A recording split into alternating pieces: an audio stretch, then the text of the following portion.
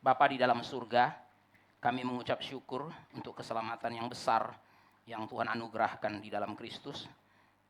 Keselamatan itu bukan hanya membawa kami keluar dari dosa, tapi membawa kami juga masuk sebagai umat Allah. Kami bersyukur karena kami bukan hanya diselamatkan sendiri, tapi kami diselamatkan menjadi satu kawanan yang kami sebut sebagai kawanan domba Allah, yang kami lihat sebagai gereja, tubuh Kristus yang kelihatan. Dan pada pagi hari ini kami beribadah bersama-sama karena kami adalah umat yang dibeli dengan darah yang begitu mahal. Kami akan mendengarkan firman Tuhan. Persiapkanlah hati kami sebelum kami mendengarkan firman Tuhan. Buatlah hati kami menjadi tanah yang subur supaya kami dapat ditaburi oleh firman-Mu. Kami menyerahkan diri kami menyerahkan hati dan pikiran kami supaya tertuju kepadamu. Kami berdoa supaya Tuhan memakai hamba-Mu yang penuh kekurangan dan keterbatasan ini. Supaya kekurangan, keterbatasannya tidak menghalangi firman-Mu sampai kepada kami. Engkau mengenal kami, Engkau mengenal kebutuhan rohani kami. Kiranya Tuhan memberi makan kepada jiwa kami melalui firman yang akan kami renungkan bersama di tempat ini. Dalam nama Tuhan Yesus kami berdoa. Amin. Saudara-saudara, mari kita bersama-sama membuka Hagai 2 ayat 7 sampai 10. Hagai 2 ayat 7 sampai 10.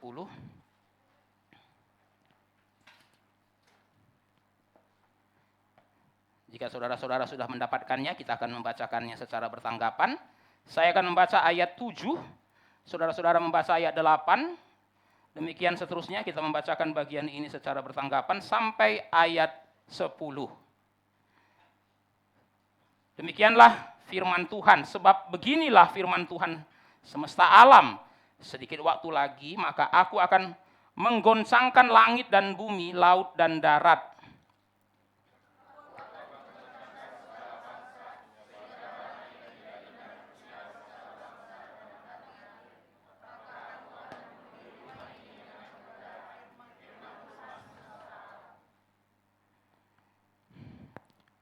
Kepunyaankulah perak dan kepunyaankulah emas. Demikianlah firman Tuhan semesta alam.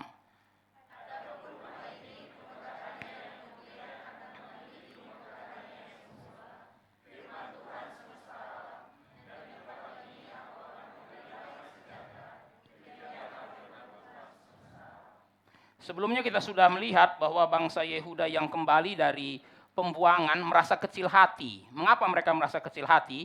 Karena mereka merasa apa yang mereka kerjakan ini tidak signifikan. Saudara-saudara dikasihi oleh Tuhan, mereka dipulangkan untuk membangun kembali bait Allah.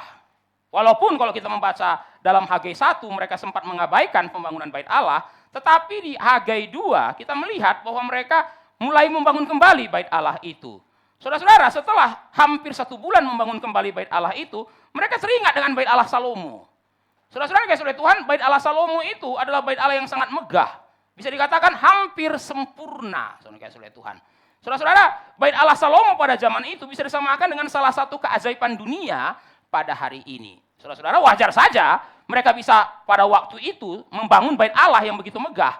Karena Salomo adalah raja yang sangat kaya. Dia memiliki banyak emas, dia memiliki banyak perak. Dan saudara dikasihi oleh Tuhan, dia memiliki hubungan diplomasi yang sangat baik dengan kerajaan-kerajaan sekitar.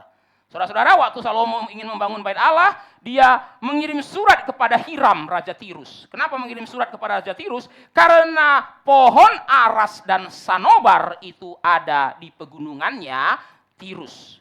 Dan yang boleh memberikan pohon aras dan sanobar itu adalah Hiram, Raja Tirus. Saudara-saudara, Salomo berkata kepada Raja Tirus, namanya Hiram, saudara dikasihi oleh Tuhan, berikan kayu yang saya butuhkan untuk membangun kembali bait Allah. Berapapun harga yang kamu minta, saya akan bayarkan.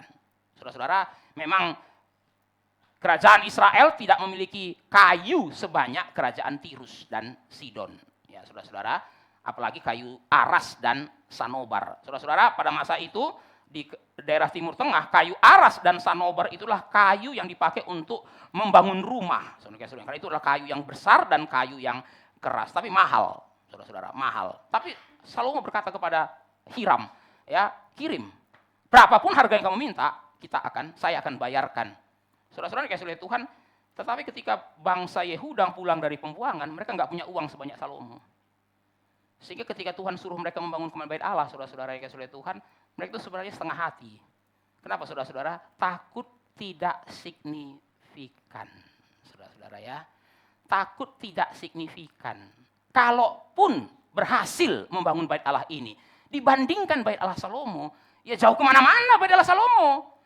Seakan-akan mereka berkata, untuk apa capek-capek membangun sesuatu yang nantinya tidak signifikan? Untuk apa membangun sesuatu yang nantinya tidak akan diingat dalam sejarah? Saudara-saudara, orang pasti mengingat bait Allah Salomo walaupun tidak ada lagi. Kenapa? Karena bait Allah itu begitu besar.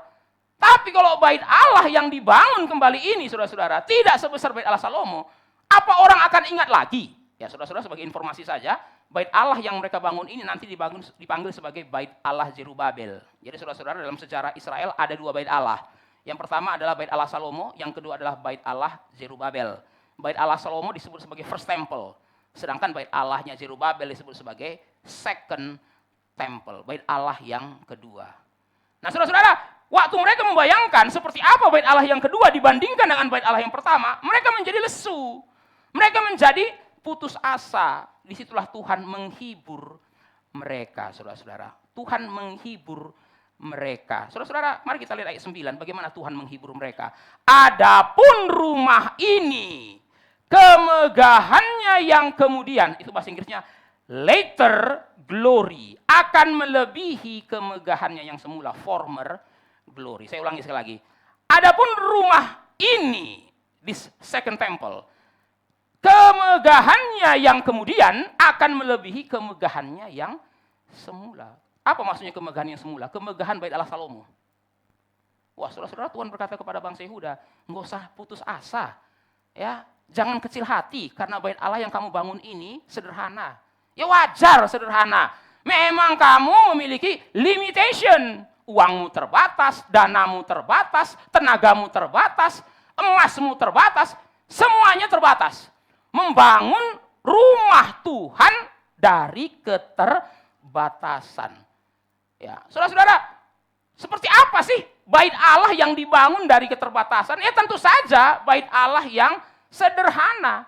Dibanding dengan bait Allah Salomo, ya jauh kemana-mana bait Allah Salomo. Tapi Tuhan berkata kepada bangsa Yehuda, walaupun bait Allah yang kamu bangun ini sederhana, enggak usah putus asa. Jangan merasa kecil hati. Jangan merasa signifikan. Kenapa? Karena yang sekarang ini, yang kamu bangun ini, kemegahannya akan lebih daripada bait Allah Salomo. Wow. Saudara-saudara yang kasih Tuhan, kayaknya enggak masuk akal ya saudara-saudara ya. Masa bait Allah yang dibangun dengan uang terbatas, yang dibangun dengan emas terbatas, yang dibangun dengan kemampuan yang terbatas, bisa lebih megah daripada bait Allahnya Salomo. Saudara-saudara, kita akan nanti lihat penjelasannya saudara-saudara. Tapi di sini saudara perhatikan, Allah mengajak mereka untuk tidak terus bernostalgia ke belakang.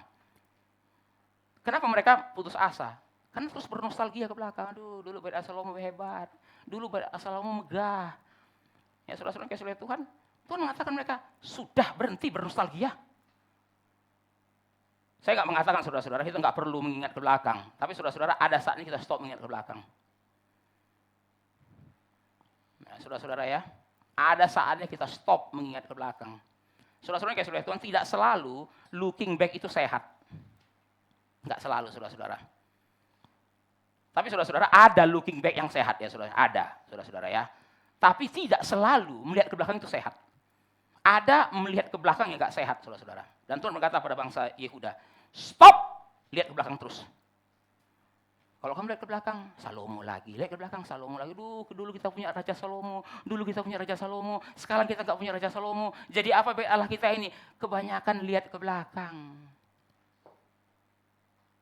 Kebanyakan lihat ke belakang. Saudara-saudara, orang yang sama sekali lupa dengan di belakang itu juga bahaya. Tapi saudara-saudara, enggak semua melihat ke belakang itu sehat. Dan saudara-saudara kasih oleh Tuhan, orang kan sering bilang begini ya, kalau yang di belakang itu indah kan bagus Pak kalau diingat. Yang enggak bagus itu kalau yang di belakang itu kelam Pak. Kalau diingat-ingat terus juga enggak sehat. Saudara dengar baik-baik, saudara kasih, mengingat kesuksesan pun itu enggak sehat.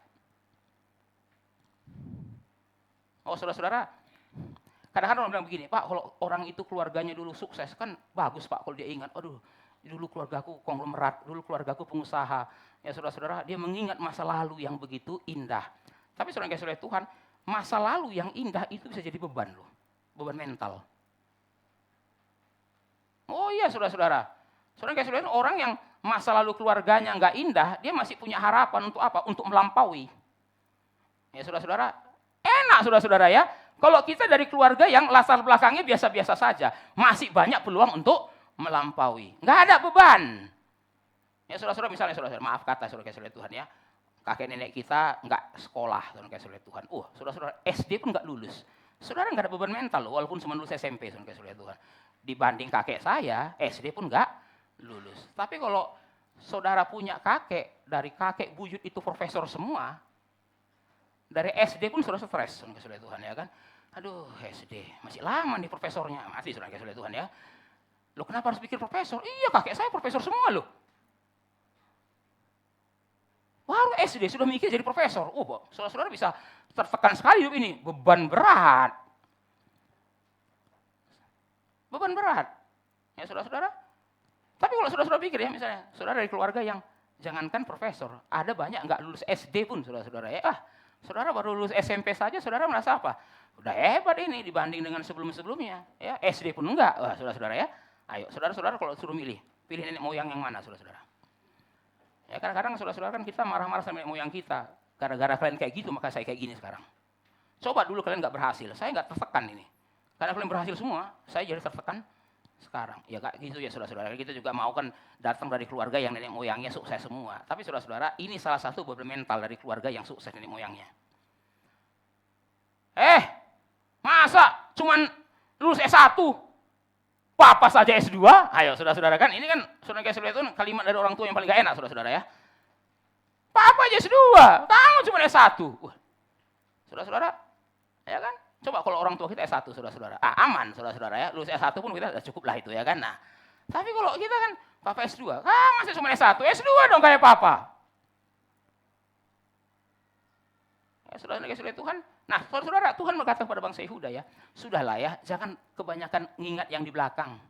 Ya memang bait Allah Salomo itu besar, megah. Terus kenapa? Sudah nggak ada lagi kok. Sudah nggak ada lagi. Ya, dulu ada, tapi sekarang sudah nggak ada. Sudah di belakang. Kalau sudah di belakang, ya sudah. Ya, boleh diingat, tapi jangan dibawa-bawa ke masa sekarang. Ya, saudara-saudara perhatikan saudara-saudara ya. Masa lalu boleh diingat, tapi jangan dibawa-bawa ke masa kini. Biarlah masa lalu tetap di belakang. Nah, apa yang membuat kita stres saudara-saudara? Kita ingin membawa masa lalu ke masa kini. Dan itu kenapa berat? Kenapa saudara-saudara? Kalau masa lalunya itu sukses. Pengen dibawa ke masa kini nggak sanggup. Nggak dibawa ke masa kini minder. Kakek saya itu profesor, saya mau lebih dari profesor. Tapi tahu nggak sanggup. Tapi kalau ingat kakek kita profesor, beban mental. Tapi kalau nggak dibawa ke masa depan, saudara-saudara minder. Gimana jadinya? Saudara-saudara dikasih oleh Tuhan, Allah berkata, bait Allah Salomo memang megah. Tapi itu kan di masa lalu. Bait Allah itu sudah dihancurkan Nebukadnezar. Sekarang fokuslah kepada bait Allah yang kedua. Bangun bait Allah kedua ini. Uang kami nggak ada, bangun dengan uang yang ada. Emas kami nggak ada, bangun dengan emas yang ada. Perak kami nggak ada, bangun dengan perak yang ada. Jangan dibanding-bandingkan dengan yang sudah lewat. Jangan dibandingkan dengan yang sudah lewat. Aduh, seandainya dulu. Saudara-saudara ya. Ya, saudara-saudara, ini yang sudah menikah. Jangan bandingkan dengan yang sudah lewat. Wah, seandainya dulu nggak sama yang ini. Wah, saudara kasih Tuhan. Itu kalimat yang membawa pada jurang pernikahan, saudara-saudara ya. Saudara-saudara, jangan ada kalimat itu di dalam hati yang sudah menikah, baik suami ataupun istri.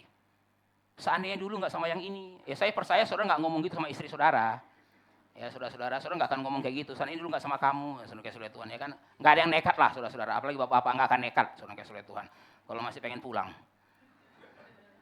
ya saudara-saudara kalau masih pengen pulang saudara nggak akan ngomong itu. Tapi kan dalam hati ya, seandainya dulu nggak sama yang ini. Ya saudara-saudara. Saudara-saudara, itu kan ada lagu Sherina ya saudara kasih Tuhan. Entahlah apa jadinya bila bukan kamu, namun senyummu menyadarkanku. Kaulah cinta pertama dan terakhirku. Ya saudara-saudara, enggak ada yang tahu lagu ini, memang enggak sejaman kita saudara. Ya kan, entahlah apa jadinya bila bukan kamu. Nah, namun senyummu menyadarkanku, kaulah cinta pertama dan terakhirku. Jangan dinyanyikan, saudara-saudara Tuhan. Ya, saudara-saudara, ya saya nggak tahu saudara-saudara bagaimana saudara sebelum menikah dengan pasangan saudara sekarang. Ya tapi saudara nggak perlu juga terus lihat ke belakang. Ya, fokus dengan yang sekarang. Dengan yang sekarang, dan Tuhan mengatakan ya, ini yang kamu urusin sekarang. Bait Allah yang kedua ini, bangun. Ya, selesaikan. Saudara-saudara, anyway kan itu baru 1 bulan kurang, ya, hampir 1 bulan. Jadi sebenarnya saudara-saudara ya, penyelesaian masih panjang kok. Saudara bisa bayangkan, proyek masih panjang, mereka sudah putus asa. Proyek masih panjang, saudara-saudara. 1 bulan, baru 1 bulan jalan proyek. Itu belum peletakan batu pertama, saudara-saudara Tuhan ya. Kalau 1 bulan dihitung pada masa itu baru bersihkan puing-puing itu. Belum peletakan batu pertama, sudah lesu. Ngapain dibangun? Kalau nanti nggak lebih besar daripada bait Allah Salomo. Saya mengatakan, nggak usah dipikirin. Nggak usah dipikirin, saudara-saudara dikasih oleh Tuhan. Ya, yang kamu harus pikirkan, bangun yang sekarang. Ini bagianmu. Ya, saudara-saudara dikasih oleh Tuhan, itu kan saya singgung minggu lalu, saudara-saudara ya. Pelayanan orang lain, jangan saudara pikirin. Ya, saudara-saudara ya, pelayanan saudara yang saudara pikirin. Pelayanan orang lain jangan saudara pikirin. Ya.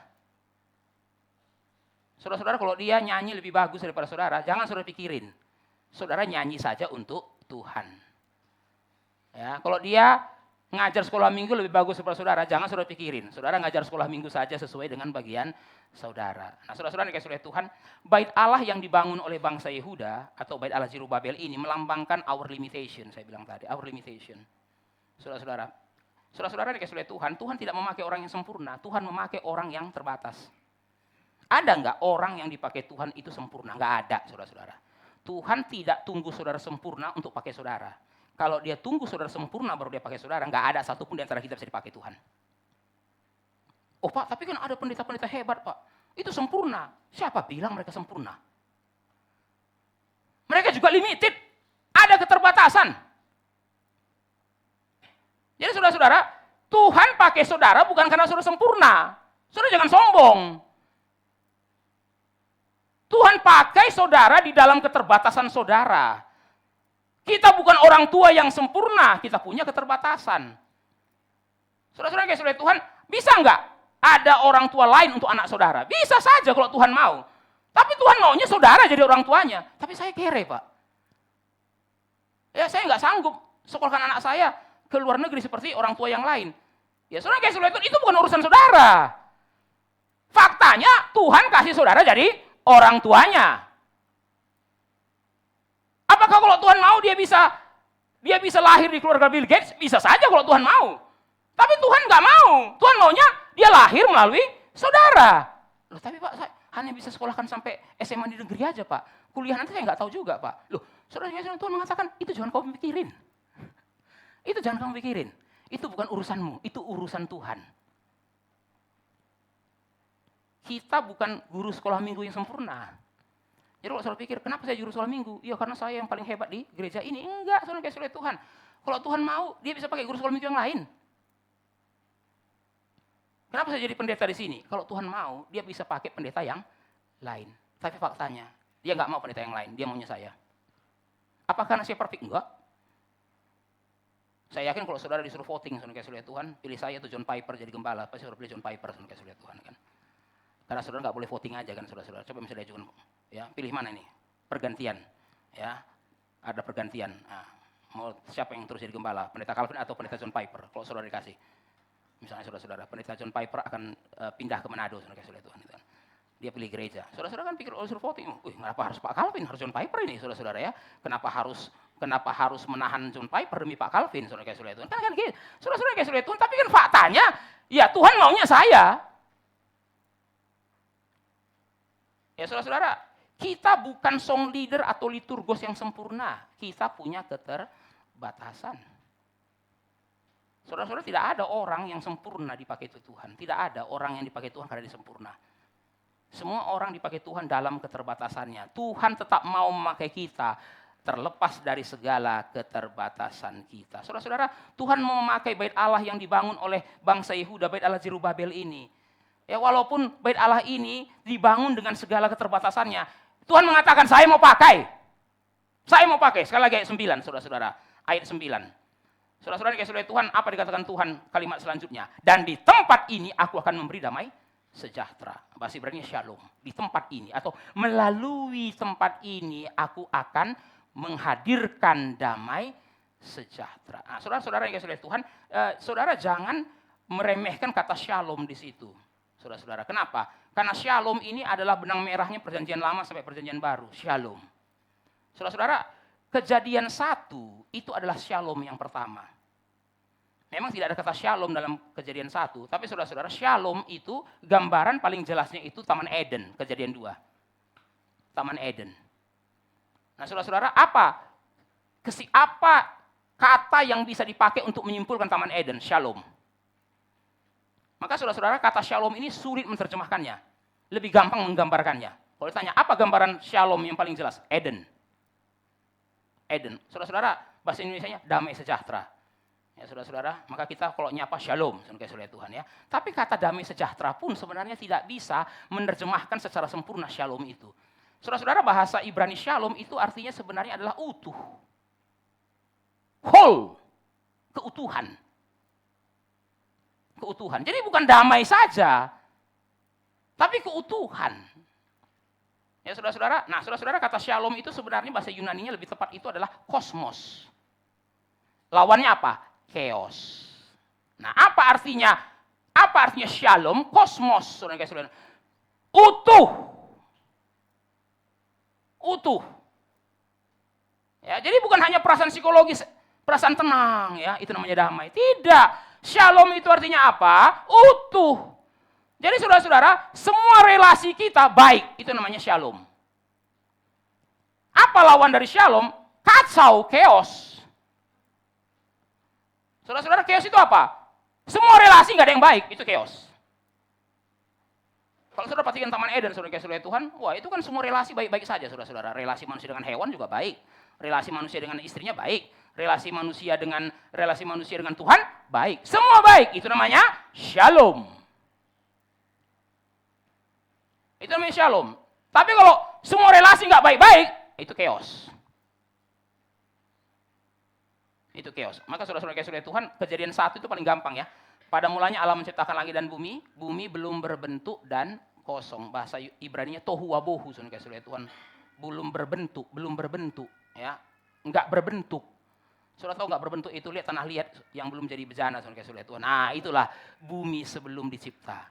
Belum berbentuk. Enggak ada bentuknya, saudara-saudara Tuhan ya. Ya, saudara-saudara, kan orang bilang, ih mukanya jelek banget, enggak jelas bentuknya, saudara-saudara Tuhan ya kan. Mana ada muka orang nggak jelas bentuknya. Tapi itulah mau mengatakan jeleknya muka orang itu, saudara-saudara ya. Mukanya kok aneh banget ya, nggak jelas bentuknya. Mana ada muka orang nggak jelas bentuknya? Ya bentuknya kayak gitulah. Tapi saudara-saudara kan itu mau mengatakan betapa kacaunya. Itulah bumi sebelum dicipta. Belum berbentuk dan kosong. Tohu wabohu. Nah, baru Tuhan kemudian mulai menata bumi yang belum berbentuk itu. Jadilah terang, maka terang itu jadi. Dari situlah shalom dimulai. Setelah kejadian 3, shalom hilang. Kenapa? Hubungan dengan Tuhan rusak, hubungan dengan manusia rusak, hubungan dengan diri rusak, hubungan dengan hewan pun rusak. Saudara-saudara dikasihi oleh Tuhan, setelah Adam diusir dari Taman Eden, selanjutnya seluruh dunia menjadi Edan. Saudara-saudara ya, itulah gambaran dunia sekarang, saudara-saudara, dari Taman Eden ke Taman Edan, saudara Tuhan. Nah, jadi saudara-saudara, apa yang Tuhan katakan di dalam Hagai pasal 2 ayat 9 ini? Di tempat ini aku akan memberikan shalom. Di mana? Bukan Taman Eden. Di bait Allahnya Zerubabel. Loh, saudara-saudara, bait Allah Zerubabel itu kan simpel sekali. Dibangun dengan segala keterbatasannya. Tapi Tuhan mengatakan, iya, saya tahu. Hasilnya juga ya nggak seberapa-seberapa banget lah. Tapi saya mau pakai. Tuhan ingin memulihkan kembali shalom di Taman Eden melalui bait Allah Zerubabel. Sebenarnya tujuan ini sudah dikerjakan melalui bait Allah Salomo. Tapi bait Allah Salomo gagal.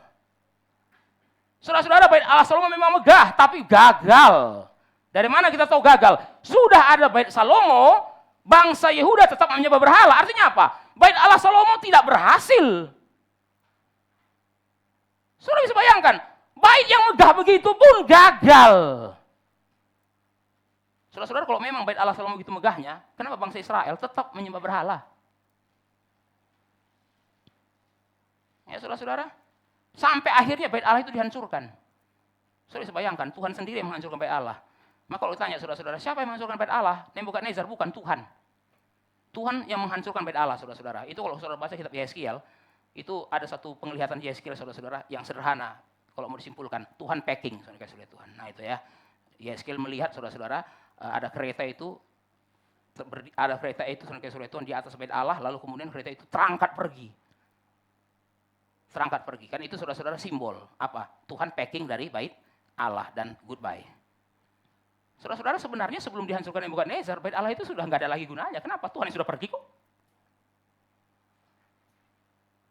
Saudara-saudara yang sudah Tuhan mengatakan apa di dalam Hagai 2 ini? Aku akan memberikan damai sejahtera melalui bait Allah yang sederhana ini. Yang sederhana ini. Saudara-saudara yang sudah Tuhan, sekalipun sederhana, tetapi Tuhan mempunyai rencana yang besar. Nah, ini prinsipnya saudara-saudara ya. Tuhan bisa memakai sesuatu yang sederhana untuk rencananya yang besar. Apa gunanya saudara-saudara punya pelayanan yang membahana tapi tidak ada rencana yang besar dari Tuhan untuk pelayanan itu. Saudara-saudara, kita seringkali berpikir rencana yang besar itu pasti membutuhkan sesuatu yang besar. Tapi kenyataannya Tuhan bisa memakai sesuatu yang sederhana untuk rencananya yang besar. Ya saudara-saudara yang kasih oleh Tuhan mengajak bangsa Yehuda untuk tidak terlalu memikirkan kemegahan fisik bait Allah yang sedang mereka bangun. Karena bukan itu yang penting. Saya ulangi saudara-saudara, Tuhan menghibur mereka dengan mengatakan apa? Sudah, jangan terlalu dipikirkan nanti hasilnya seperti apa. Nanti kemegahan fisiknya seperti apa. Itu bukan yang paling penting. Kemegahan Tuhan tidak diukur dari estetika arsitektur. Saya ulangi saudara-saudara ya, kemegahan dan kemuliaan Tuhan tidak diukur dari estetika arsitektur, melainkan dari bobot kehadiran dan penggenapan rencananya. Saudara-saudara, inilah satu hal yang sudah disalah mengerti pada abad pertengahan. Abad pertengahan gila dengan kemegahan fisik. Kenapa? Sudah ada uang. Saudara-saudara, ada Konstantin menjadi sponsor tunggal untuk pembangunan gereja. Dulu saudara-saudara waktu gereja mula-mula nggak ada uang, maka gerejanya di rumah. Maka kalau saudara tanya, sejak kapan saudara gereja seperti ini? Sejak Konstantin, saudara Tuhan. Karena gereja mula-mula tidak punya gedung seperti ini, mereka gereja rumah kok. Kenapa mereka gereja rumah? Bukan karena Tuhan anti dengan gereja seperti ini, bukan. Saudara jangan kemudian berpikir kalau begitu Pak, gereja rumah lebih alkitabiah daripada seperti ini. Ini salah membaca Alkitab, saudara Tuhan. Tapi kalau dilihat dari ekonomi zaman itu, kenapa mereka gereja di rumah? Mau gereja di mana? Uang nggak ada, saudara-saudara. Ya, jadi untuk bikin satu rumah ibadah seperti yang sekarang ini sulit.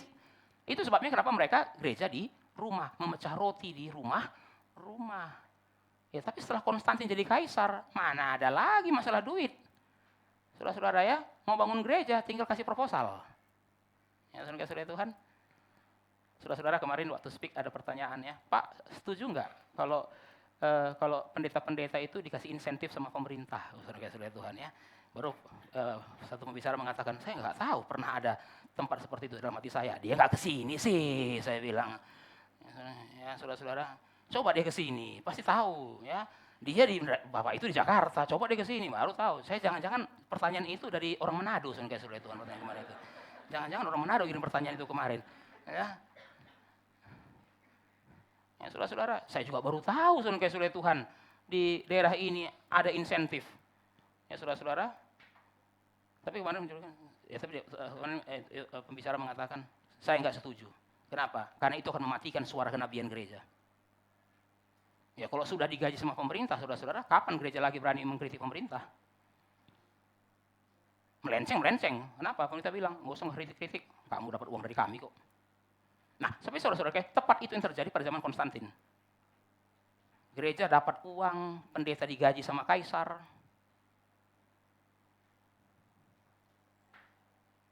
Sehingga saudara-saudara, kemegahan arsitektur itu menjadi refleksi dari kemuliaan Tuhan. Wih, dari mana kita bisa lihat Tuhan mulia? Lihat nih katedral-katedralnya ini. Kalau saudara pergi ke Eropa, saudara Tuhan, saudara akan lihat peninggalan masih ada kok. Tapi kalau saudara masuk ke dalamnya, kosong. Saudara keluar, megah. Saudara masuk, kosong. Satu-satu sudah dijual, saudara Tuhan. Sudah banyak yang dijual. Saudara-saudara, katedral-katedral pertengahan itu sudah banyak yang dijual kok. Tapi masih ada yang tersisa di beberapa daerah di Eropa. Kenapa mereka bikin begitu besar, saudara-saudara? Karena mereka berpikir kemegahan fisik itu adalah refleksi dari kemuliaan Tuhan. Saya tidak mengatakan kalau begitu tidak boleh gereja memiliki kemegahan fisik. Bukan, saudara-saudara ya. Tidak ada yang salah dengan kemegahan fisik. Saudara-saudara, tidak ada salahnya kalau kita punya gereja yang megah dan indah. Loh, saudara-saudara, kenapa sih kita nggak mau bikin gereja yang megah dan indah? Toh yang beribadah banyak kok. Kecuali saudara-saudara, rumah saudara satu orang lebih megah daripada rumah Tuhan. Itu keterlaluan, saudara-saudara Tuhan. Saudara sendiri yang tinggal, tapi lebih megah daripada rumah Tuhan. Tapi ini rumah Tuhan yang dipakai oleh ribuan orang. Kenapa lebih jelek daripada rumah pribadi? Tapi saya kadang kaget, saudara-saudara Tuhan. Di satu daerah itu kuburan lebih indah daripada rumah orang. Saudara-saudara. Itu ada. Sampai saya kaget, saya pikir itu rumah orang, saudara-saudara Tuhan. Saya lewat, ini rumah orang. Bukan Pak, rumah orang sebelahnya. Loh, gubuk. Boleh bilang, ini apa dong? Saudara-saudara itu pakai keramik. Saudara-saudara ada kacanya. Saya nggak bilang daerahnya di mana, saudara-saudara Tuhan ya. Kaca, saudara-saudara Tuhan, keramik biru, ada gambar Yesusnya. Besar, saudara-saudara, itu kuburan keluarga memang ya, kuburan keluarga. Dia bilang ini disiapkan untuk 12 orang, dia bilang. Tapi saya tanya, yang jaga kuburan ini siapa? Ini rumah sebelahnya Pak, dia bilang. Tepas, triplek. Kenapa enggak ini aja saya bilang, kenapa enggak tukar aja? Ya kan, tukar aja gitu kan. Kalian tinggal di sini, saya tinggal di situ. Ini apaan saya pikir? Ya itulah. Ya, saudara-saudara, kadang-kadang kuburan itu adalah refleksi dari kemegahan keluarga. Ya. Saudara-saudara, kalau saudara bayangkan ya, orang itu bisa bikin orang itu bisa bikin kuburan lebih megah daripada rumah orang. Ya. Kenapa orang nggak mau bikin gereja yang memiliki arsitektur yang megah dan indah? Jadi tidak ada salahnya punya gedung gereja yang indah dan megah. Tetapi kemegahan fisik tidak menjamin kehadiran Tuhan. Yang masalah adalah ketika kita berpikir, karena gereja ini megah, gedungnya megah, maka Tuhan ada. Itu yang bahaya. Lihat nih hebatnya gereja kami. Apa hebatnya? Gedungnya besar. Wah, itu nggak hebat, saudara Tuhan. Saudara-saudara, saya takutnya adalah setelah gedungnya megah, lalu kita berpikir gereja kita hebat karena gedungnya megah. Saudara-saudara Tuhan, hari ini banyak gereja yang gedungnya megah. Kenapa megah? Ya karena warisan masa lalu. Tapi kalau saudara-saudara lihat ke dalam, nggak ada lagi Tuhan di sana. Ya saudara-saudara, saudara perhatikan, banyak gereja yang gedungnya megah. Tapi saudara-saudara, Tuhan nggak ada lagi di situ. Tidak ada kehadiran Tuhan. Khotbah hambar, pelayanan nggak ada gairah, kerohanian jemaat dangkal. Wah, gedung bagus. Tapi Pak, datang dan pulang hama saja, sama kosongnya. Saudara-saudara, saya datang dengan hati kosong, saya pulang hatinya kosong juga. Saya datang dengan kelaparan, saya pulang kelaparan juga. Ini gedung bagus, tapi kok jemaat datang dan pergi kelaparan. Lah kenapa bisa kelaparan? Ya karena nggak ada Tuhan. Tidak ada lagi kehadiran Tuhan di sana. Saudara-saudara, gedung bukan tidak penting, tetapi kehadiran Tuhan jauh lebih penting. Ya saudara-saudara, saya ulangi sekali lagi, gedung bukan tidak penting, tapi kehadiran Tuhan jauh lebih penting. Saya ingat saudara-saudara salah satu kalimat Pendeta Stephen Tong yang sangat berkesan bagi saya waktu RMC itu diresmikan. Di situ Pak Tong mengatakan, pemberian Allah yang utama bagi gereja adalah firman-Nya, bukan gedungnya. Saudara bisa kita bisa membutuhkan uang, menghabiskan uang miliaran untuk bikin gedung itu. Dari mana uang itu? Dari Tuhan, betul. Tapi saudara-saudara, miliaran itu bukanlah pemberian Tuhan yang paling besar bagi gerejanya. Pemberian Tuhan yang paling besar bagi gereja itu firman-Nya. Firman-Nya.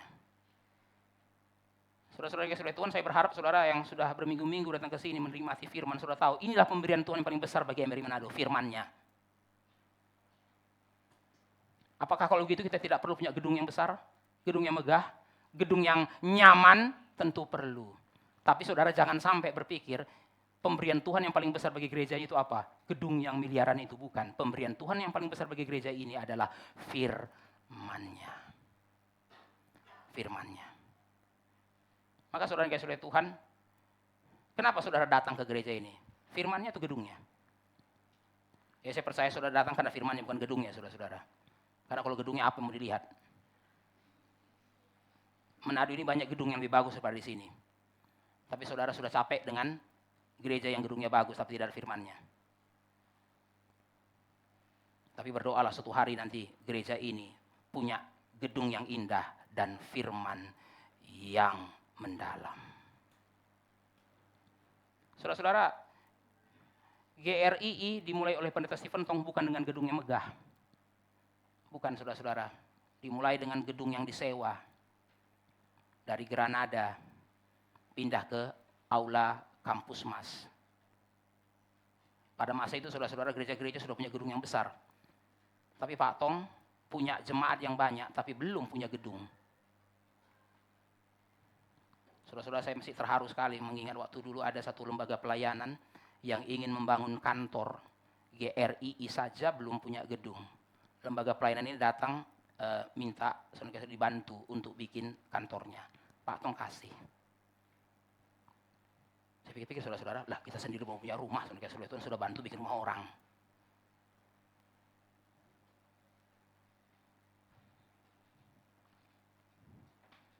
Nah saudara-saudara, tapi prinsipnya tetap sama. Pemberian Allah yang paling utama bagi gereja itu firman-Nya. Ya, saudara-saudara, maka saudara-saudara yang kasih oleh Tuhan, satu prinsip yang sangat ditekankan dalam gereja Reform Injil ini siapa? Gereja yang berbicara. Gereja yang berbicara. Kalau datang ke sini, saudara nggak dengar apa-apa lagi, saudara sudah jangan datang ke sini lagi. Kalau saudara datang ke sini, hamba Tuhan berkhotbah, tapi saudara kayak nggak dengar apa-apa. Saya nggak dapat apa-apa Pak hari ini. Saudara jangan datang lagi ke sini. Saudara-saudara yang kasih oleh Tuhan. Nah, tapi kemegahan fisik yang kita bicarakan ini bukan hanya bicara gedung, tapi juga bicara mengenai pelayanan, saudara-saudara. Saudara-saudara, seringkali kita memusingkan penilaian orang terhadap pelayanan kita. Nah, saudara-saudara, ini juga berkaitan dengan kemegahan fisik. Saudara perhatikan kemegahan fisik, kemegahan fisik. Kemegahan fisik itu bicara mengenai apa? Apa yang dilihat orang. Nah, seringkali saudara-saudara, kita lebih memikirkan apa yang dilihat orang dari pelayanan kita. Kita puas kalau orang senang dengan pelayanan kita. Tapi saudara-saudara, penilaian orang tentang pelayanan kita tidak lebih penting daripada kehadiran Tuhan dalam pelayanan kita. Saudara-saudara, jangan menilai pelayanan saudara dari penilaian orang. Kalau saudara nilai pelayanan saudara dari penilaian orang, ya saudara kan bandingkan pelayanan saudara dengan orang lain. Oh, dia dapat nilai berapa? Oh, orang ini bilang nilai pelayanan saya 70. Saudara kasih oleh Tuhan, yang saya pikir yang lain dapat apa? 80. Saudara kasih oleh Tuhan, ya tentu saja tidak ada yang sempurna. Ya kita terus belajar untuk jadi sempurna, betul. Tapi kalau kita lebih mementingkan penilaian orang terhadap pelayanan kita, maka saudara-saudara, pelayanan kita itu hanya untuk menjadi perbandingan-perbandingan. Dia dapat nilai berapa? Jadi kita pelayanan bukan untuk pelayanan, kita pelayanan untuk penilaian. Saudara kasih oleh Tuhan, lebih baik pelayanan kita biasa saja, tapi Tuhan hadir. Kadang-kala saudara-saudara kita nggak nyangka ya, orang yang pelayanannya berdampak itu justru orang yang biasa-biasa saja. Ada orang saudara-saudara ya, berbakat, bertalenta saudara-saudara. Pelayanannya nggak berdampak. Cuman orang bilang, good. Nah itu aja saudara kasih lihat Tuhan ya. Good job. Nah, saudara kasih lihat. Cuma itu aja yang dia dapat, cuma dapat jempol saudara kasih lihat Tuhan ya. Nah itu. Saudara-saudara di Instagram cuma dapat love, di Facebook cuma dapat like saudara kasih lihat Tuhan. Tapi sebenarnya pelayanannya nggak berdampak apa-apa. Bagus. Kenapa? Suaranya. Bagus. Kenapa? Saudara kasih lihat Tuhan. Kemampuannya. Tapi saudara-saudara, kalau ditanya, signifikansinya dalam hidupmu apa? Enggak ada sih. Enggak lebih daripada performance saja kok. Tapi saudara-saudara, seringkali kita menemukan orang yang sebenarnya talentanya biasa saja. Biasa. Dia hanya tekun, dia hanya setia, dia hanya all out. Tapi saudara-saudara, pelayanannya, dampaknya banyak. Saudara-saudara, kadang-kadang kita pikir ya saudara-saudara ya, orang-orang yang diam-diam di gereja saudara Tuhan, ini kayaknya enggak berguna di gereja. Enggak, kadang-kadang saudara-saudara. Kita enggak tahu aja setelah dia pergi. Iya ya, orang merasa kehilangan. Loh, padahal sebenarnya dia biasa aja kok. Saya masih ingat saudara-saudara ya, ada satu kali pertemuan misionaris. Baru di situ ada seorang misionaris yang sudah tua. Lalu kemudian ada seorang teolog yang masih muda. perjanjian lama, bidang perjanjian lama. Lalu kemudian saudara-saudara, teolog perjanjian lama ini disuruh untuk membacakan Mazmur 23, Tuhan adalah gembalaku. Nah saudara-saudara, karena dia adalah pakar perjanjian lama, saudara-saudara, maka dia membacakannya itu dengan segala pengetahuan perjanjian lamanya, saudara-saudara. Dia menguasai ininya, saudara-saudara ya. Dia menguasai not-not dan nada-nadanya, sehingga bacakan itu, saudara-saudara, wah sangat baik sekali. Saudara-saudara, setelah itu semua tepuk tangan. Maka majulah yang kedua, seorang misionaris yang sudah bertahun-tahun sampai tua, saudara-saudara. Dia bacakan lagi Mazmur 23. Tentu saja simple. Hanya bacakan, saudara-saudara Tuhan. Tapi setelah dibacakan enggak ada yang tepuk tangan. Kenapa, saudara-saudara? Mungkin saudara pikir ya karena juga dia bukan orang yang ngerti perjanjian lama. Enggak ada yang tepuk tangan karena semua nangis. Semua nangis. Makanya enggak tepuk tangan. Baru ini teolog muda ini datang sama misionaris sudah tua ini. Kok waktu saya bacakan semua orang tepuk tangan ya? Waktu kamu bacakan semua nangis. Apa kuncinya kamu bisa membacakan seperti itu? Apa kata misionaris yang sudah tua ini? Kamu mengenal Mazmur gembala yang baik. Saya mengenal si gembala yang baiknya.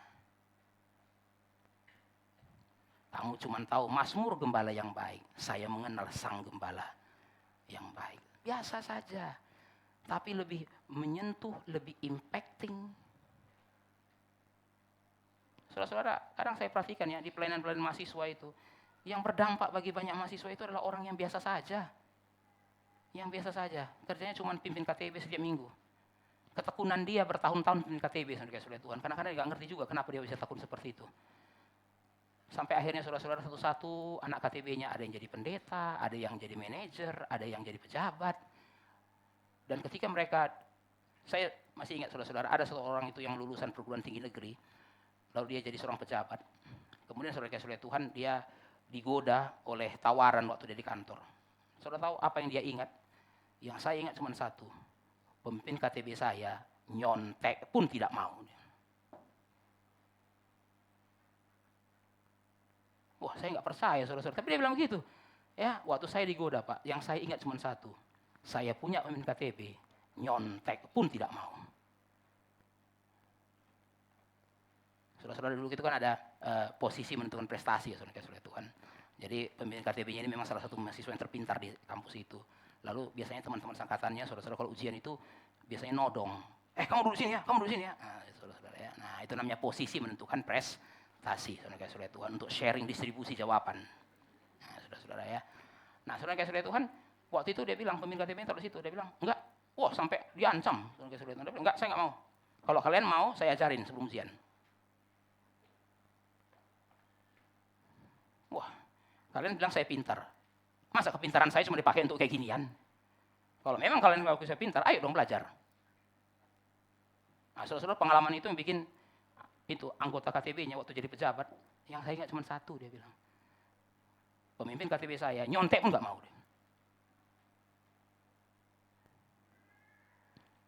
Saudara-saudara, saudara Tuhan, kehadiran Allah yang akan membuat orang terpukau pada pelayanan kita.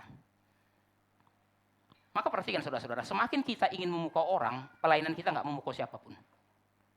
Nah, itu kan mirip saudara-saudara ya. Itu kan di antara para penulis itu ada satu prinsip. Makin kamu ingin kelihatan original, kamu nggak akan bisa original. Justru orang yang original itu tidak berpikir untuk jadi original. Ya saudara-saudara. Maka saudara-saudara itu salah satu kelemahan dalam berkhotbah itu apa? Terlalu bergantung pada teks. Karena ingin memukau pendengar. Malah jadi apa? Kayak robot. Ya, saudara-saudara bikin naskah khotbah sampai lengkap kata-kata terindah saudara-saudara Tuhan ya, sampai tanya ChatGPT sekalian saudara-saudara ya, buat kata-kata yang bisa bikin orang menangis saudara-saudara Tuhan. Wah, saudara-saudara, sampai semua majas keluar semua, daun-daun nyiur melambai, saudara, semua keluar. Saudara-saudara, malah waktu dia bacakan gak ada yang nangis, semuanya gini. Ini bapak lagi khotbah tuh lagi deklamasi nih, saudara-saudara kan. Justru pengkhotbah yang gak kayak gitu malah bikin orang nangis. Ya, makin saudara ingin original, malah bikin nggak jadi original. Makin saudara ingin mengesankan, nggak ada yang terkesan. Makin saudara ingin memukau, nggak ada yang terpukau. Karena kehadiran Allah yang membuat orang terpukau pada pelayanan kita. Saudara-saudara, kenapa seringkali Tuhan memakai orang yang nggak sadar dia pakai? Menarik saudara-saudara ya. Tuhan seringkali memakai orang itu bahkan nggak sadar kalau dia begitu berdampak. Supaya apa? Supaya dia tidak mencuri kemuliaan Tuhan. Justru orang yang suka sadar ini saudara-saudara bahaya, saudara-saudara Tuhan ya. Segala kemuliaan bagi saya, saudara-saudara Tuhan ya. Tapi waktu khotbah segala kemuliaan bagi Tuhan. Tapi dalam hati bagi saya. Karena saya sadar orang-orang ini terpukau semua. Maka Tuhan sering memakai orang-orang yang tidak sadar kalau dia sudah memukau orang. Supaya apa saudara-saudara? Dia selesai pelayanan masih biasa aja. Biasa aja. Dia nggak tahu saudara-saudara pelayanan itu sudah membentuk banyak orang. Tapi biasa aja kok. Nah saudara-saudara, ya apakah pelayanan kita yang sederhana bisa jadi berkat bagi orang lain? Pasti bisa. Pasti bisa. Jadi saudara siapapun saudara tidak perlu memukau orang lain. Ya. Sesederhana mungkin. Tapi pelayanan saudara bisa jadi berkat bagi orang lain. Nah itu menarik sekali ayat 7 saudara-saudara ya. Itu ayat 7 Tuhan berkata, aku akan memenuhi rumah ini dengan kemegahan. Nah itu kan yang kamu takutkan orang Yehuda? Kamu takut rumah ini gak ada megah-megahnya? Oh itu bukan urusanmu. Aku yang akan memenuhi rumah ini dengan kemegahan. Tugasmu hanya melayani Tuhan dengan setia.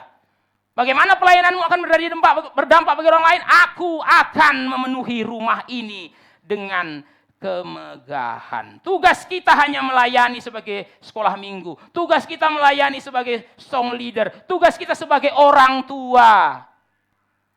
Pak, saya nggak punya uang nyekolahkan anak saya sampai ke luar negeri. Nanti anak saya jadi apa, Pak? Bukan urusanmu. Didik dia dengan benar. Pak, dia cuma bisa sekolah negeri, Pak. Nanti di abad 21 yang begini kejam, Pak. Bagaimana dia bisa bertahan, Pak? Tuhan mengatakan, bukan urusanmu. Tugasmu hanya jadi orang tuanya. Itu, tugasmu cuma jadi orang tuanya. Ya, sekolahkan dia sebisa kita. Sebisa saudara-saudara, sekolahkan dia. Aduh, Pak, cuma sanggup sampai SMA. Ya, sekolah sampai SMA. Loh, nanti setelah SMA, Pak, Tuhan mengatakan bukan urusanmu. Aku akan memenuhi dengan kemegahan.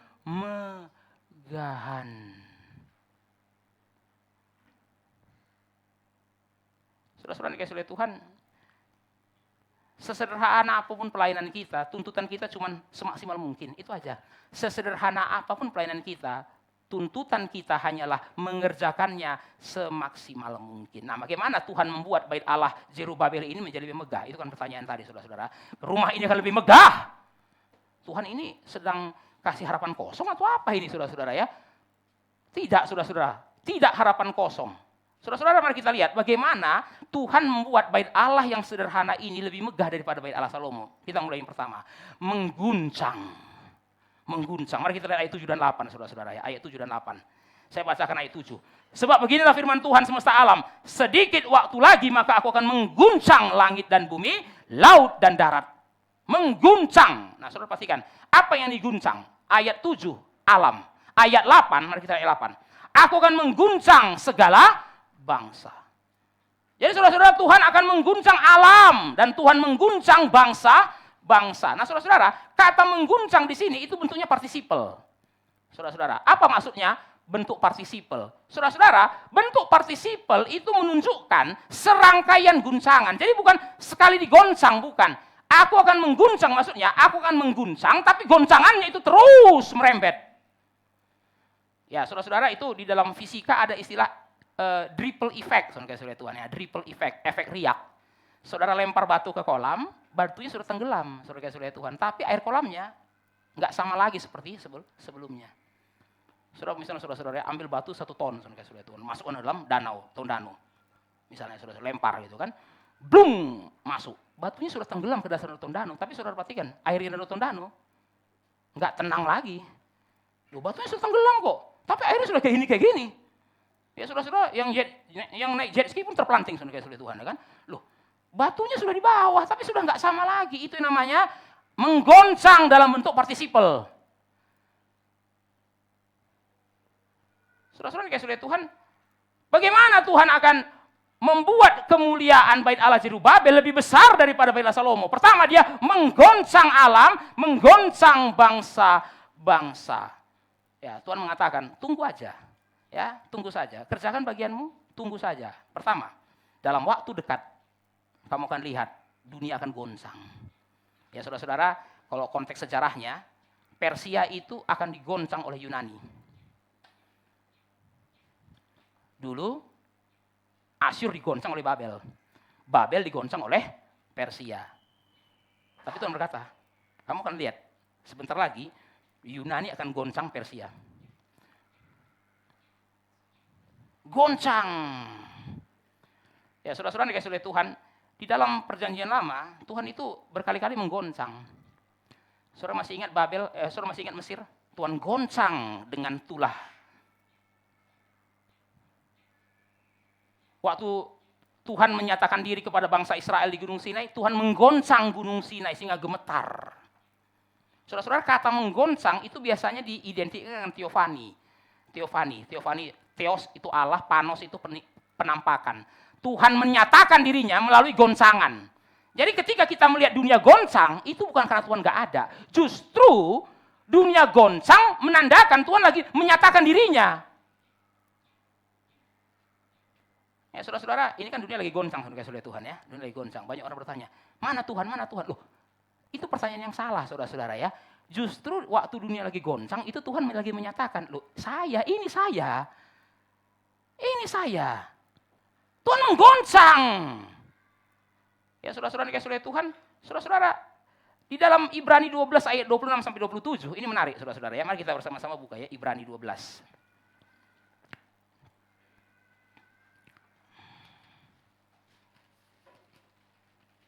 Kita lihat ayat 26 sampai 27. Saya bacakan untuk kita semua. Waktu itu suaranya menggoncangkan bumi.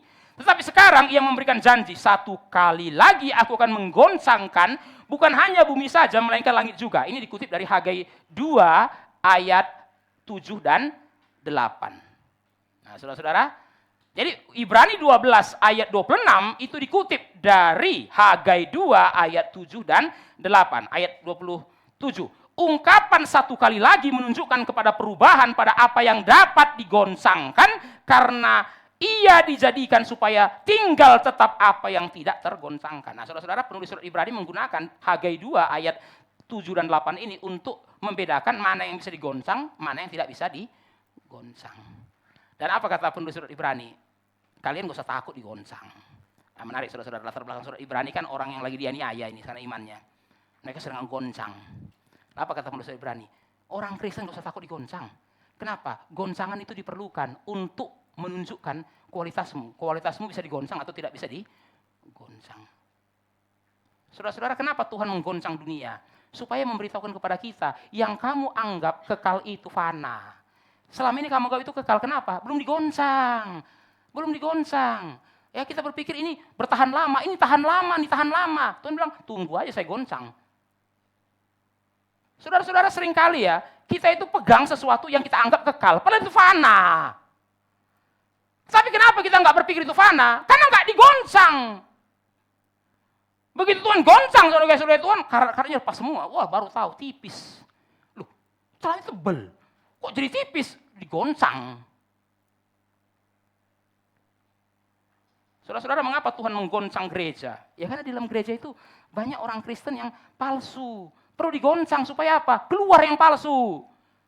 Yang tertinggal hanya yang ori.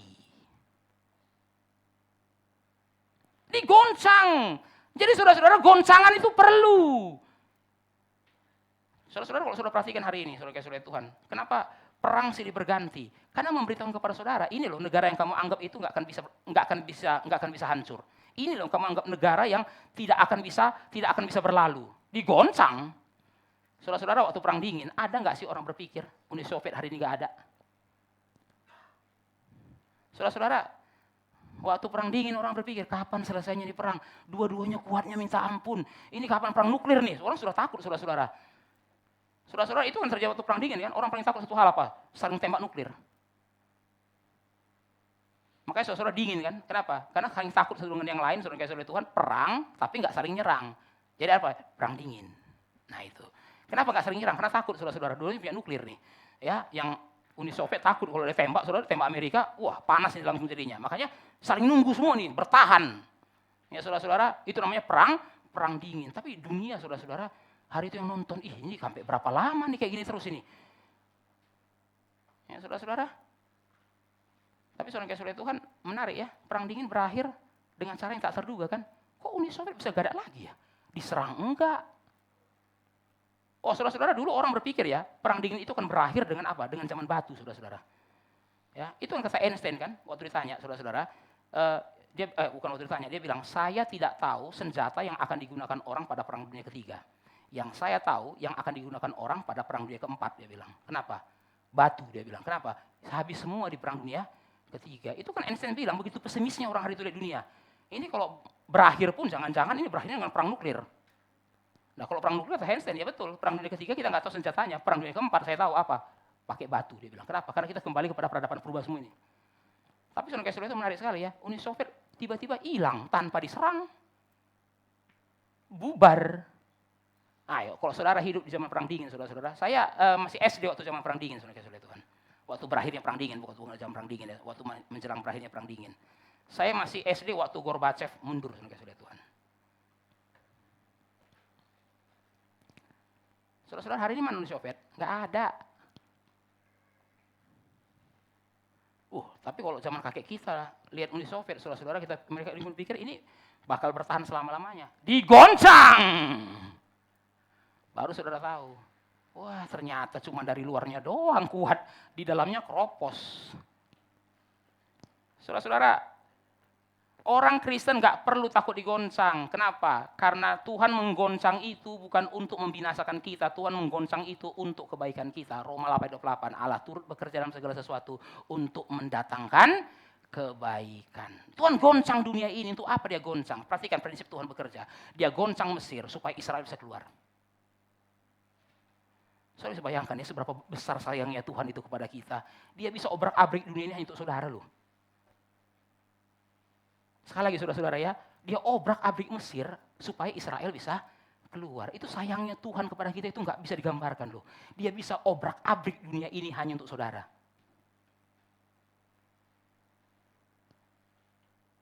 Jadi saudara Tuhan, kalau hari ini saudara lihat dunia ini gonjang-ganjing, saudara jangan takut. Tuhan biarkan ini gonjang-ganjing. Karena apa? Karena dia menunjukkan betapa sayangnya dia kepada saudara dan saya. Saudara-saudara bayangkan ya, ada orang itu sewa bioskop hanya untuk nonton dengan pacarnya, saudara Tuhan, ya kan? Tiba-tiba orang mau nonton, saudara-saudara, maaf, hari ini bioskop tutup, semua tiket sudah dibeli, kan orang kesel, saudara Tuhan kan? Ini siapa sih? Kita mau nonton kok, lagi film terbaru lagi. Tapi ada orang kaya, saudara-saudara, dia bilang, saya beli semua tiket bioskop ini. Ya, kenapa? Saya ingin nonton dengan pacar saya. Ini benar-benar saudara-saudara, ini seberapa sayang dia sama pacarnya. Tuhan itu bisa obrak-abrik Mesir hanya untuk bangsa Israel. Dan menarik saudara-saudara, Tuhan obrak-abrik dunia untuk saudara dan saya. Saudara-saudara, mari kita lihat yang kedua. Bagaimana Tuhan membuat bait Allah ini lebih megah, yang kedua, dengan mengisi. Ini masih berkaitan dengan yang pertama. Apa tujuan menggoncang? Mari kita lihat ayat yang berikutnya, saudara-saudara ya. Ayat yang ke-8. Apa tujuan menggoncang? Saudara perhatikan di situ, ayat yang ke-8. Aku akan menggoncang segala bangsa sehingga barang yang indah-indah kepunyaan segala bangsa flowing, mengalir. Saudara-saudara, kenapa Tuhan ngomong ini? Ya karena bangsa Yehuda kan lesu karena nggak ada uang. Bagaimana bisa bangun rumah bait? Bagaimana bisa bangun bait Allah lebih megah? Uang nggak ada, emas nggak ada, perak nggak ada. Tuhan mengatakan itu bukan urusanmu, itu urusanku. Sebentar lagi ku goncang bangsa-bangsa ini supaya apa? Barang-barang yang indah kepunyaan bangsa-bangsa mengalir. Oh, saudara-saudara, kata mengalir ini buat saya sangat-sangat terharu, saudara-saudara. Mengalir, bukan menetes. Yehuda, bangun bait Allah ini. Bangun dengan apa yang ada. Soal hasilnya nanti nggak usah takut. Aku akan bikin mengalir. Nah, saudara-saudara perhatikan baik-baik, saudara kasih Tuhan. Mana yang duluan? Uang dulu, baru pelayanan, atau pelayanan dulu, baru uang? Nah, seringkali saudara-saudara ya, banyak orang nggak berani jalan, kenapa? Belum ada uangnya, Pak. Ya, saudara-saudara, mana yang penting bagi gereja? Visi atau anggaran? Saudara-saudara yang kasih Tuhan, kiranya kita tidak mengutamakan anggaran, saudara kasih Tuhan. Bukan berarti uang nggak penting ya, saudara-saudara ya. Tapi kalau saudara jelas itu kehendak Tuhan, jalankan walaupun uangnya belum ada. Oh, itu yang diajarkan saudara kasih Tuhan di gerakan ini. Setiap kali mulai acara, nol, saudara-saudara ya. Saudara jangan pikir saudara-saudara, kita bikin Natal Pak Tong ini pakai sisa kas tahun lalu, nggak ada saudara kasih Tuhan. Setiap kepanitiaan nol, speak dari nol, NRIC dari nol. Siapapun jadi panitia saudara-saudara, modal apa? Modal orang dan doa dulu. Rapat pertama isinya apa? Saudara kasih Tuhan, bukan ini dapat drop, enggak. Rapat pertama isinya doa. Habis doa, janji iman. Nah, saudara-saudara di gerakan ini kita panitia, kita yang kerja, kita yang persiapkan, saudara, kita pula yang jadi janji iman. Orang pikirkan loh, kamu yang sudah kerja, kamu yang dibayar dong. Itu bukan pelayanan, itu pegawai, saudara Tuhan ya. Itu pegawai. Nah, saudara-saudara hari ini banyak orang pelayan itu mental pegawai. Masa harus janji iman lagi? Loh, saudara melihat enggak visinya NRIC, NRITC, SPIK ini? Kalau saudara lihat visinya, maka saudara mengerti kenapa harus bayar harga. Saudara-saudara, maka saudara kasih Tuhan, hal yang sangat dituntut dalam gerakan ini apa? Rela bayar harga, bayar harga, bayar harga. Bayar harga, saudara kasih Tuhan. Itu dimulai dari nol. Dimulai dari nol. Saudara-saudara setiap kali Natal lagi, mulai dari nol, saudara kasih Tuhan. Kenapa? Karena visi lebih penting daripada anggaran. Kalau memang ini kehendak Tuhan, dia pasti akan cukupkan. Saudara-saudara yang kasih Tuhan, jangan sampai kehendak Tuhan jelas, baru kita boikot. Kenapa? Gak ada uangnya Pak, saudara Tuhan kan. Ayo, saudara kalau bisnis, mana duluan saudara-saudara? Ya kan? Ya harus ada modalnya dulu dong Pak, ya kan? Harus ada modal awalnya dulu, baru kita gerak. Ya nggak ada uang, nggak ada gerak. Saudara Tuhan, tidak ada logistik, tidak ada logika, saudara Tuhan ya. Nah itu kan, jangan suruh orang mikir kalau uangnya aja nggak ada, saudara-saudara ya. No logistik, no logic, saudara Tuhan kan. Saudara-saudara, tapi kalau saudara perhatikan di sini Tuhan bilang apa? Kerjakan dulu. Nanti bagaimana? Bagaimana menyelesaikannya? Maka perhatikan saudara-saudara, ayat 9. Kepunyaanku lah perak dan kepunyaanku lah emas. Kepunyaanku lah perak dan kepunyaanku lah emas. Saudara-saudara, orang seringkali pakai ayat ini, tapi dengan motivasi yang salah. Dia mau beli mobil, nggak ada duit.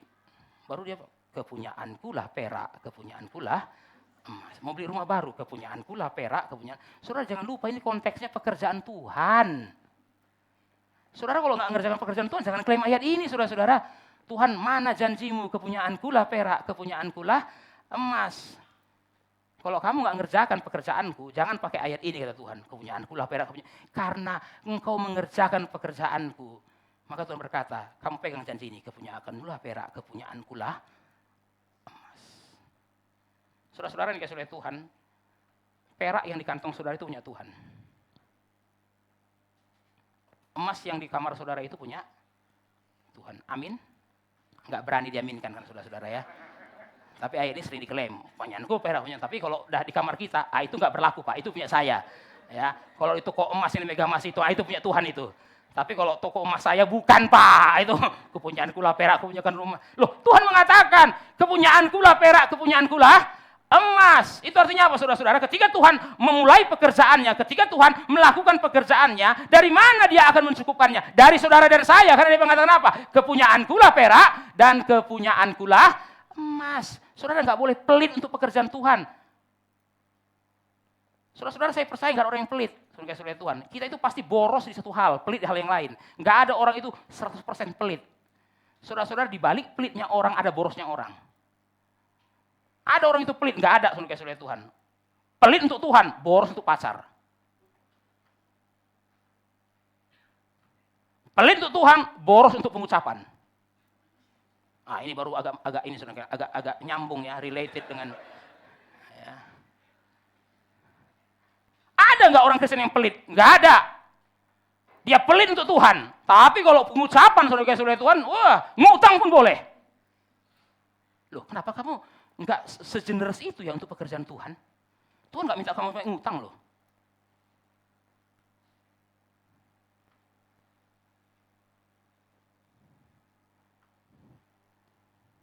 Saudara-saudara dikasih oleh Tuhan, nggak ada orang itu yang pelit. Di balik pelitnya orang ada borosnya orang. Bahkan saya lama menyimpulkan, kita itu pelit karena mau boros. Ya, kita nggak mungkin boros untuk semua hal, bokeh, saudara kasih oleh Tuhan ya. Maka kita pelitkan di satu hal supaya bisa boros hal yang lain, saudara kasih oleh Tuhan. Ya, saudara pikir mahasiswa itu pelit? Kagak, saudara kasih oleh Tuhan. Saya dulu pikir mahasiswa pelit, memang kirimannya terbatas, saudara kasih oleh Tuhan. Tapi saya mengalami juga ya, saya itu kiriman terbatas. Seakan-akan saya pelit. Tapi saya pikir-pikir di aspek lain saya boros loh. Boros kok. Ya buktinya saudara-saudara kenapa uang kiriman saya selalu mepet habisnya. Pas gitu. Kenapa saya boros? Pelit untuk apa dulu ini? Tapi boros untuk hal yang lain.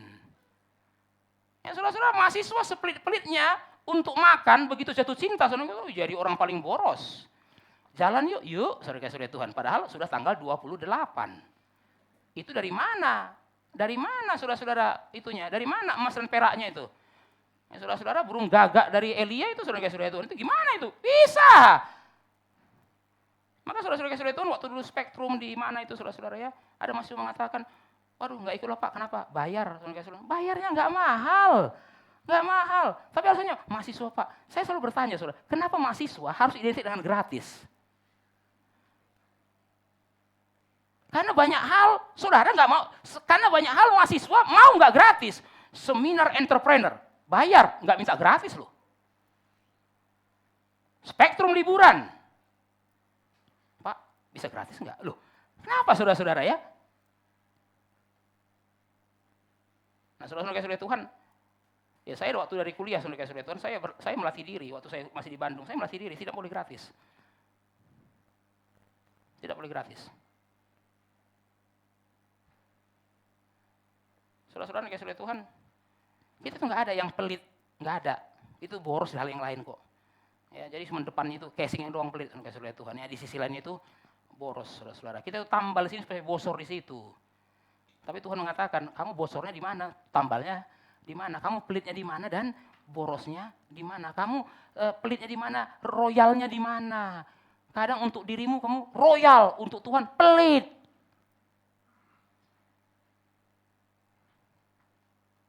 Ya saudara-saudara, kadang-kadang kita plesetkan ayatnya Petrus itu, emas dan perak tak ada padaku. Tapi yang ada kuberikan padamu. Tapi itu kan dari Petrus kepada orang lumpuh. Kita pakai untuk Tuhan, emas dan perak tak ada padaku, tapi yang ada kuberikan padamu. Apa itu? Yang nggak ada apa-apa sih. Saudara-saudara, saudara kasih oleh Tuhan, memang akhirnya bait Allah itu lebih besar daripada bait Salomo. Menarik saudara-saudara, tahun 20 Herodes merenovasi bait Allah Zerubabel ini menjadi 1,5 kali lebih besar daripada bait Allah Salomo. Waktu Yesus datang ke dalam dunia, itulah bait Allah yang dilihat oleh Yesus. Saudara masih ingat kan Yesus mengatakan, rombak bait Allah ini dalam 3 hari aku bangun kembali. Itu bait Allah Zerubabel yang sudah direnovasi. Saudara-saudara, ya Herodes merenovasi karena dia ingin mengambil hati orang Yahudi. Dia bukan orang Yahudi, tapi dia diangkat jadi raja orang Yahudi oleh Kaisar. Herodes itu orang Edom. Maka untuk mendapatkan hatinya orang Yahudi, nah saudara-saudara dia renov bait Allah Zerubabel itu menjadi 1,5 kali lebih besar. Lebih besar. Tapi saudara kasih oleh Tuhan, kemegahannya bukan hanya sampai di situ, saudara-saudara.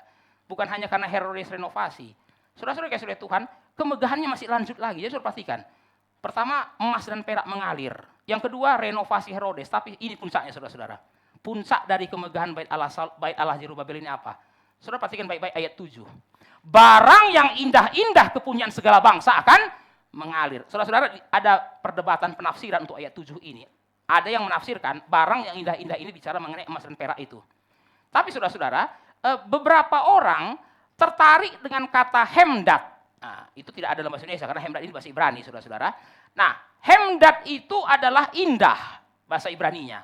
Barang yang indah-indah kepunyaan segala bangsa itu bahasa Ibrani hemdat. Nah, menarik kenapa? Karena hemdat itu bisa juga terjemahkan menjadi kerinduan. Kerinduan. Nah, jadi saudara-saudara, kalau saudara baca terjemahan New International Version, diterjemahkannya menjadi the desire of all nation. Bukan barang. Yang dirindukan oleh segala bangsa. Saudara-saudara kasih oleh Tuhan, itu sebabnya banyak orang menafsirkan ayat 7 ini Yesus. Saudara-saudara, apa yang dimaksud dengan barang yang indah-indah? Nah, bisa emas dan perak, tadi sudah dijelaskan saudara-saudara, tapi bisa juga Yesus. Kenapa bait Allah ini lebih megah daripada bait Allah Salomo? Saudara-saudara perhatikan, Salomo bait Allahnya megah, Yesus nggak pernah masuk. Ini kan bait Allah, ini kan rumah Allah, tuan rumahnya Allah. Tapi bait Allah Salomo sampai dihancurkan, Yesus nggak pernah masuk. Tapi waktu Yesus datang, setidaknya saudara-saudara, 4 kali dicatat dia masuk ke bait Allah. Saudara-saudara, mungkin bait Allah Salomo pun kalau bisa bicara saudara-saudara ya. Dia lihat bait Allah Zerubabel, iri dia. Gila ya, saya dibangun dengan emas yang berlimpah, dengan uang yang banyak. Sekalipun Yesus nggak pernah singgah. Bait Allah Zerubabel disinggahi oleh Yesus. Di situ Yesus disunat pada hari ke-8. Di situ Yesus usia 12 tahun ditinggalkan oleh orang tuanya. Dan Yesus berkata, ini rumah Bapakku.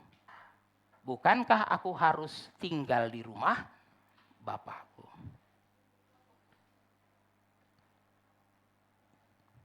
Lebih megah daripada bait Allah Salomo.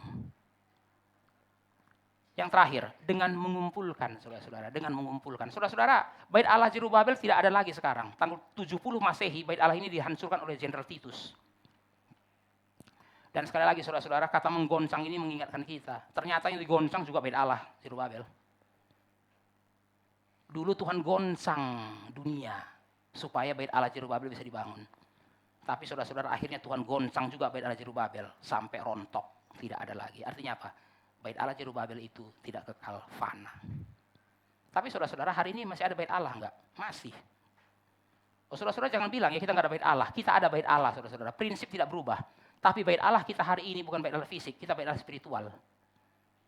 Nah, mari kita lihat bait Allah spiritual itu pada 1 Petrus 2 ayat 5. Silahkan. Saudara buka 1 Petrus 2 ayat 5.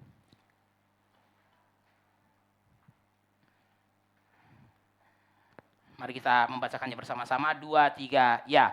Dan biarlah kamu juga dipergunakan sebagai batu hidup untuk pembangunan suatu rumah rohani bagi suatu imamat kudus, untuk mempersembahkan persembahan rohani yang karena Yesus Kristus berkenan kepada Allah. Nah, saudara perhatikan pembangunan suatu rumah rohani. Rumah rohani ini apa? Bait Allah. Tapi saudara-saudara, bait Allahnya bukan lagi fisik. Kenapa? Batunya saja batu hidup. Nah, kalau saudara mundur ke ayat sebelumnya, saudara-saudara, itu konteksnya mengenai apa? Batu penjuru. Nah, saudara perhatikan kalau dulu orang bangun rumah, yang pertama kali diletakkan itu batu penjuru. Dan saudara-saudara, jatuh bangunnya rumah itu tergantung batu penjurunya. Katanya saudara-saudara, dulu itu orang nggak pakai semen kalau bangun rumah. Jadi batu itu disusun-susun. Tapi saudara-saudara Tuhan, yang menopang batu-batu yang lain itu batu penjurunya. Kalau saudara cabut batu penjuru itu roboh semua itu. Tapi kalau batu penjuru yang masih di situ intact, semuanya intact. Nah, siapa batu penjuru bait Allah ini? Yesus. Tapi saudara-saudara, batu-batu kecilnya saudara dan saya, kita ini sedang disusun. Setiap hari satu orang bertobat, dimasukkan batu baru. Dimasukkan batu baru. Saudara-saudara, untuk apa batu-batu itu dimasukkan? Untuk membangun suatu rumah rohani. Saudara dan saya tidak perlu lagi emas dan perak untuk membangun bait Allah. Tuhan tidak butuh lagi emas dan perak. Kenapa? Karena saudara dan saya adalah batu hidup. Batu-batu hidup. Maka saudara-saudara Tuhan, kalau untuk membangun bait Allah Zerubabel saja Tuhan goncang langit dan bumi ini. Apalagi untuk membangun bait Allah spiritual, yaitu saudara dan saya. Tuhan goncang langit dan bumi. Tapi waktu langit dan bumi goncang, ada yang gak goncang. Siapa? Saudara dan saya tidak goncang. Karena kita adalah bagian dari kerajaan yang tak terguncangkan. Kerajaan yang tak terguncangkan. Maka saudara-saudara Tuhan, perlu gereja diguncang. Perlu. Dan memang untuk daerah Sulawesi Utara ini, saudara-saudara, memang sudah perlu diguncang. Saudara-saudara, bagus. Ya saudara-saudara, kalau boleh sering-sering, saudara Tuhan ya, sering-sering diguncang gerejanya. Supaya apa saudara-saudara? Supaya yang palsu-palsu itu rontok. Saudara-saudara, kalau mau panen, kadang-kadang pohon kita goncang, saudara Tuhan, supaya yang sudah matang jatuh. Nah, itu kan salah satu seleksinya, saudara-saudara. Yang jatuh yang kita panen, yang nggak jatuh berarti belum matang. Kan gitu prinsipnya, saudara-saudara ya. Tapi saudara-saudara, prinsip yang terbalik juga bisa dilakukan untuk gereja. Perlu digoncang, saudara-saudara. Supaya apa? Supaya yang palsu jatuh, tapi yang sejati tetap tinggal. Saudara-saudara yang dikasihi oleh Tuhan, kiranya kita bisa menjadi satu umat dari kerajaan yang tak terguncangkan. Mari kita bersatu dalam doa. Bapa dalam surga, kami berterima kasih untuk firman yang sudah kami renungkan pada siang hari ini. Berdoa supaya kami bisa menjadi bagian dari kerajaan yang tak terguncangkan. Supaya di dalam dunia yang bergoncang bergolak ini, kami mengalami ketenangan. Biarlah yang bisa bergoncang digoncang, dan biarlah yang tak bisa digoncang tetap bertahan. Inilah yang menjadi kerinduan kami. Kami berdoa untuk kekristenan di Sulawesi Utara ini. Kami berdoa supaya Tuhan murnikan, supaya gereja yang sejati tetap bertahan di tengah goncangan. Tapi semua yang palsu, semua yang tiruan, dia dirontokkan melalui goncangan-goncangan itu. Dalam nama Tuhan Yesus kami berdoa. Amin.